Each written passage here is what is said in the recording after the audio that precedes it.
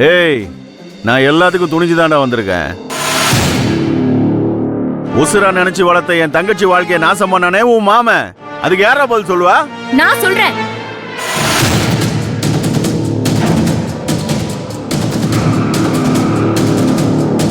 பதில் நான் சொல்றேன்.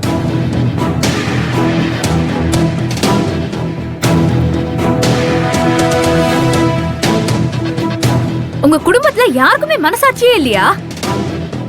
ஏய், நீ எதுக்கு இந்த விஷயத்துல தேவையில்லாம தலையிடுற? கோவிலுங்கிறது பொது இடம். பொது இடத்துல வந்து பிரச்சனை பண்ணா யார் வேணாலும் கேள்வி கேட்கலாம். எங்க குடும்பத்துல நடந்தது பத்தி உனக்கு என்ன தெரியும்? உனக்கு தெரியுமா? நீ எல்லாம் அப்ப பிறக்கவே இல்ல. நீ பேசுற, நான் பேசக்கூடாதா? உன் தங்கச்சி வேண்டான்னு சொன்னதுனால தானே அவர் விட்டு போனாரு. அதுக்கப்புறம் பிடிவாதமா அவருக்கு தான் கட்டி வைப்பேன்னு அடம் பிடிக்கிறீங்க.